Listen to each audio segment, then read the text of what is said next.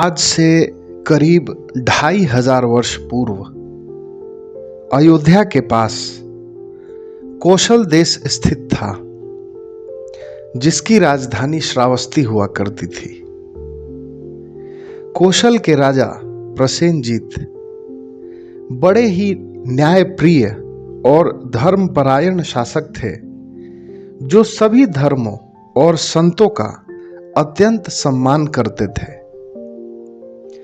एक बार की बात है, श्रावस्ती के सीमावर्ती गांव में शाक्य मुनि गौतम बुद्ध धवल चिवर धारण किए अपने शिष्यों के साथ भिक्षा मांगने पहुंचे।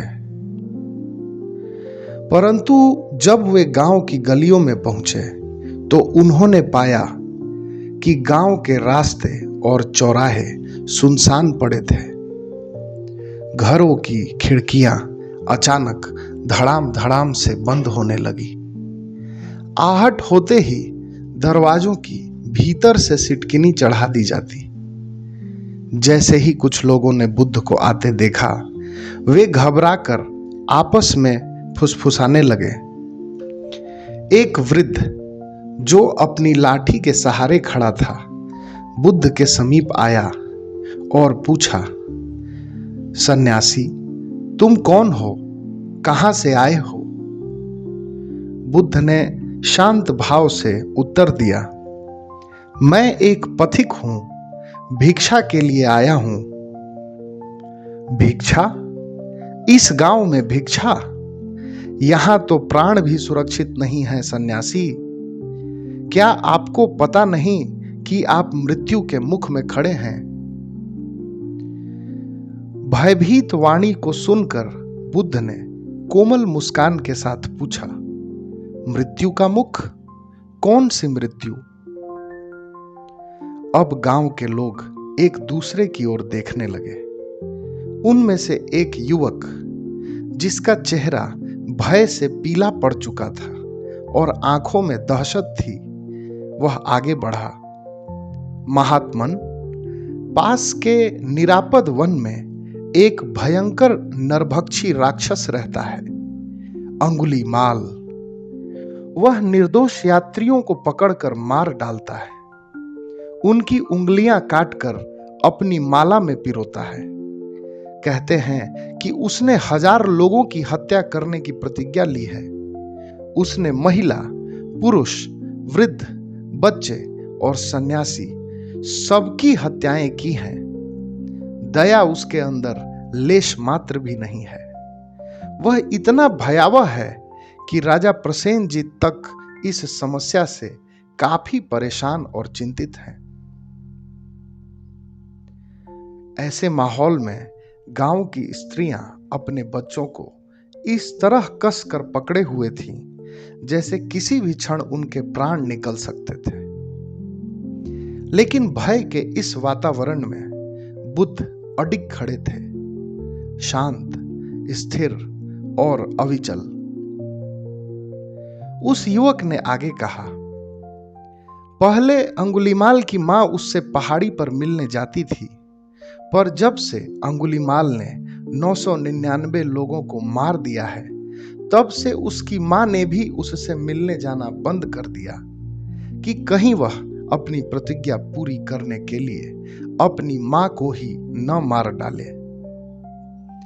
इसीलिए हे शाक्य मुनि गौतम, आप अपने प्राण संकट में न डालें और यथाशीघ्र इस क्षेत्र से दूर चले जाएं। कांतिमय मुखमंडल और शांत स्वभाव के साथ उस युवक की सारी बातें सुनने के बाद बुद्ध मुस्कुराए और बोले, आखिरकार जब किसी न किसी एक प्राणी की बलि होनी ही है, तो क्यों न वह अंगुलीमाल मेरे ही प्राण ले ले। इससे से कम एक निर्दोष ग्रामीण के प्राण तो बचेंगे और अंगुलीमाल को भी उसकी प्रतिज्ञा से मुक्ति मिलेगी। किसी अन्य के प्राण को संकट में छोड़कर मैं अपने प्राण बचाऊं, ऐसा मैं किस भय के कारण करूं? मैंने जीवन की क्षण भंगुरता, अनित्यता को भली भांति जाना और पहचाना है। इसीलिए मैं निश्चित ही स्वयं को उस अंगुलीमाल के समक्ष उपस्थित करूंगा। ऐसा कहकर महात्मा बुद्ध आगे बढ़ते हैं। गांव से जैसे ही आगे उस घने वन में प्रवेश करने के लिए वे बढ़ते हैं, उस मार्ग के प्रारंभ में ही महाराज प्रसेनजीत के सिपाहियों ने उन्हें पुनः रोक लिया और अंगुलीमाल के खतरे से उन्हें अवगत कराते हुए बताया कि महाराज ने राहगीरों की जीवन रक्षा हेतु उन्हें इस स्थान पर नियुक्त कर रखा है, ताकि अंगुलीमाल से अनजान राहगीरों को उसकी जानकारी देकर उनके प्राणों की रक्षा की जा सके। फिर आप तो महाराज प्रसेनजीत के अति प्रिय, उनके हृदय में बसने वाले शाक्य मुनि गौतम बुद्ध हैं। आपके जीवन की रक्षा तो हमारा परम कर्तव्य है महात्मन। अतः हे मुनि, कृपा करके आप इस मार्ग पर आगे न जाएं। इस पर गौतम बुद्ध उन सिपाहियों से कहते हैं, जहां अंधकार है वहीं प्रकाश की आवश्यकता है, जहां घृणा है वहीं प्रेम की। जन जन में व्याप्त इस भय का निराकरण मुझे ही करना होगा, क्योंकि भय से मुक्त होकर ही कोई व्यक्ति अपने मुक्ति के, मोक्ष के मार्ग पर आगे बढ़ सकता है। ऐसा कहकर वे निर्भय होकर उसी रास्ते पर आगे चल पड़े। उस घने जंगल में, जहां सूरज की किरणें भी डर कर प्रवेश करती थी, हर दिशा में सियारों की डरावनी हुआ हुआ गूंज रही थी और श्वेत धुंध के बीच एक छाया, एक विभीषिका, एक नरभक्षी राक्षस की छवि प्रकट हो रही थी, अंगुलीमाल। उसके गले में मानव उंगलियों की माला झूल रही थी, जो उसके द्वारा किए गए नरसंहार की गवाही दे रही थी। तभी मार्ग पर एक नितांत अकेला पथिक आता दिखा। न कोई भय, न कोई घबराहट। उसकी चाल ऐसी थी मानो पृथ्वी का हर कण उसे प्रणाम कर रहा हो। उसकी दृष्टि शांत थी, जैसे किसी महासागर की गहराई। दिव्य तेज से युक्त उस शाक्य मुनि के पद चिन्हों को स्पर्श करती उस वन की घास जैसे किसी होने वाले दिव्य घटनाक्रम की ओर इशारा कर रही थी। अंगुलीमाल की आंखों में जलते अंगारों का तांडव था। उसकी तलवार चंद्रमा की रोशनी में ऐसी चमकती थी जैसे वह स्वयं मृत्यु की जिह्वा हो। और अब बस एक उंगली की कमी थी। उसने तलवार उठाई और दैत्य की भांति गरजा, ठहर जा पथिक, क्या तुझे अपने जान की परवाह नहीं? बावजूद ठहरने के गौतम बुद्ध निर्भीक और गहरी शांति अपनी आभा में लिए कदम बढ़ाए जा रहे थे। अंगुलीमाल इससे क्रुद्ध हो उठा और रक्त की प्यासी अपनी नंगी कटार लहराते हुए वह गौतम बुद्ध की ओर लपका।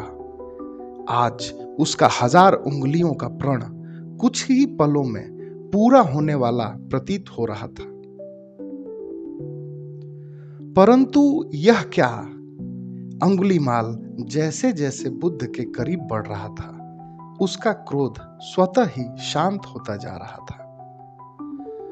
और जैसे ही वह करीब पहुंचा, उसने एक गहरी शांति अनुभव की।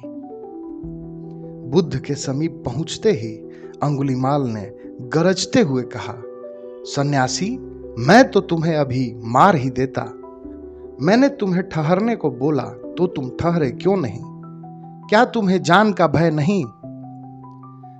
तब उस तेजोमय पथिक ने उत्तर दिया, मैं तो ठहरा हुआ हूं अंगुलीमाल, अब तू ठहर जा। क्षण भर को अंगुलीमाल स्तब्ध हो गया। कौन था यह पथिक जो उसके आतंक से थर्राए बिना उसकी आंखों में आंखें डालकर भी शांत खड़ा था? स्वयं अंगुलीमाल भी आज एक अनजानी और दुर्लभ शांति अनुभव कर रहा था। वह फिर गरजा, मैं ठहर जाऊं? तू चलता आ रहा है और कहता है कि ठहरा हुआ है। इस पर गौतम बुद्ध बहुत ही शांत और मृदुल वाणी में बोले, संसार की गति से पार मैं आत्मिक शांति में ठहर चुका। अंतः की ज्योति में, धर्म में, शाश्वत सत्य में, कुछ भी पाने की इच्छा से परे प्राणी मात्र के प्रति करुणा में मैं ठहर चुका अंगुलीमाल। तभी तो तुम्हारे समक्ष स्वयं आया हूं प्राणी मात्र के जीवन जीने की इच्छा का सम्मान करने। ला खड्ग, मार ले मुझे और अपने 1000 उंगलियों के संकल्प को पूरा कर ले। लेकिन क्या इससे तेरे हृदय की पीड़ा ठहर पाएगी? क्या तेरी धधक रही क्रोध की ज्वाला शांत हो पाएगी? बुद्ध के इन वचनों से अंगुलीमाल की बेहोशी पर लगातार आघात हुए। उसने मन ही में सोचा कि प्रत्येक हत्या के बाद तो मेरी बेचैनी और भी अधिक बढ़ते ही चली गई है। तो क्या सच में संकल्प पूरा कर लेने के बाद मुझे शांति मिलेगी, या इससे मेरी बेचैनी और पीड़ा फिर से बढ़ जाएगी? अंगुलीमाल के मानसिक संवेग को दिशा देते हुए बुद्ध ने फिर आगे कहा, अगर तू वीर है, शक्तिशाली है, तो मेरा एक काम कर दे। पास खड़े इस वृक्ष की एक टहनी ले आ। यह सुनकर अपने अंतर की भावनाओं और आवेगों के ज्वार से जूझते उस भीमकाय दानव ने बड़ी ही फुर्ती से अपने कटार के एक ही वार से वृक्ष की एक हरी भरी टहनी काट डाली और बुद्ध के सामने फेंकते हुए कहा, यह लो टहनी। बुद्ध बड़े शांत और मृदुल स्वर में बोले, जा अब इसे वापस जोड़ दे। अंगुलीमाल ने कहा, इसे कोई कैसे जोड़ सकता है? बुद्ध, क्यों अंगुलीमाल? अंगुलीमाल ने कहा, क्योंकि जिसमें जीवन है उसे एक बार काट देने के बाद जोड़ा नहीं जा सकता। बुद्ध बोले, हां अंगुलीमाल, विनाश तो सदा सरल होता है, तत्क्षण संभव होता है, किंतु सृजन सदा से जीवन के लंबे तप और त्याग का परिणाम होता है। शक्ति विनाश में नहीं, जीवन का अंत करने में नहीं, सृजन करने में है, पोषण देने में, प्राणी के जीवन का सम्मान करने में है। यहां सभी प्राणी जीना चाहते हैं। वास्तविक बल किसी के प्राण के लिए संकट बनने में नहीं, सहारा बनने में है। अज्ञान के कारण तुमने बहुत कष्ट सहे। पाप कर्मों की तपिश में तूने जीवन का एक लंबा समय घोर अशांति, अकेलापन और अंधकार में बिताया है। अब ठहरो अंगुलीमाल, शांति, दया और प्रेम के पथ की ज्योति बनो। मोक्ष के मार्ग का, आत्म मुक्ति के मार्ग के पथिक बनो। उस क्षण अंतरिक्ष और समय जैसे थम गए थे। अंगुलीमाल के हृदय की भूमि पर बिजली गिरी। जिस अंगुलीमाल की क्रूरता को देखकर मृत्यु भी भयभीत हो जाती, वह आज निशब्द और स्तब्ध खड़ा था। अंगुलीमाल की आंखों के सामने एक चलचित्र घूम गया। वह उन निर्दोष राहगीरों को याद करने लगा जिनके प्राण उसने लिए थे।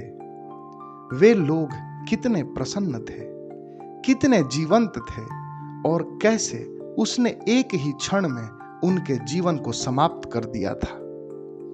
अब उसका हृदय विषाद से भर रहा था। वर्षों से संचित क्रोध, प्रतिशोध और अंधकार के मध्य ज्ञान की ज्योति जागृत होने को उत्सुक और अधीर हो रही थी। अंगुलीमाल का शरीर शिथिल पड़ने लगा। तलवार कब उसके हाथ से छूटी स्वयं उसे ही ज्ञात न रहा। आंखों से अश्रु की धार फूट पड़ी और अंगुलीमाल बुद्ध के चरणों में गिर पड़ा। वह जिसने हजारों को काट डाला था आज स्वयं कट चुका था। अंगुलीमाल ने लड़खड़ाते शब्दों से कहा, क्या मैं ठहर सकता हूं भगवान? क्या मुझ जैसे पतित पापी को भी मुक्ति मिल सकती है? क्या मैं भी मोक्ष का अधिकारी हूं? क्या मेरे हृदय में भी शांति और प्रेम आ सकते हैं? आप तो महान हैं, परम तपस्वी हैं, लेकिन मैं तो महापापी। मैं आखिर कैसे धर्म के मार्ग का पथिक हो सकता हूं? आप में और मुझ में तो बड़ा अंतर है।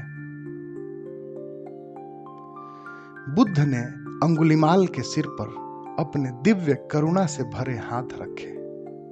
अब उनके मुख से शब्द अमृत के समान झर रहे थे। तुम्हारे और मेरे अंदर एक ही चेतना है अंगुलीमाल, इसमें कोई भेद नहीं। सिर्फ तुम्हारी चेतना अभी निद्रा में सघन बेहोशी में है और मेरी जागृत अवस्था में। लेकिन मैं कैसे किसी से विशेष हो सकता हूं जब समस्त प्राणियों में एक ही चेतना है। इसीलिए सभी प्राणियों के जीवन का सम्मान करना चाहिए। पापी वह नहीं है जो पाप करता है, पापी वह है जो पाप में बना रहता है। जो केवल तोड़ सकता है वह अधूरा है। जीवन देने में, जोड़ने में ही संपूर्णता है। तूने आज अपने भीतर का प्रकाश देख लिया। आज तूने स्वयं को जोड़ लिया। तुम भी अपनी चेतना को जागृत कर आत्म मुक्ति के पथ पर आगे बढ़ सकते हो, बुद्धत्व को प्राप्त कर सकते हो। तुमने गहन अंधकार का ताप सहा है, इसलिए तुम्हारे हृदय की ज्योति प्रकाशित होने की संभावना अत्यंत प्रबल है। तुम्हारी आत्म मुक्ति तत्क्षण संभव है। बुद्ध के वचन अंगुलीमाल के हृदय के अंधकार को भेद चुके थे। उसने उंगलियों की माला तोड़कर जमीन पर फेंक दी। ज्ञान की अग्नि उसके भीतर के तम को भस्म कर चुकी थी। रक्त का प्यासा दानव शांति पथ का यात्री बना और निर्वाण को प्राप्त हुआ। अपने हृदय को बंधनों से मुक्त कर कभी आतंक का पर्याय रहा अंगुलीमाल अब श्रावस्ती की गलियों में शांति और प्रेम का संदेश दे रहा था।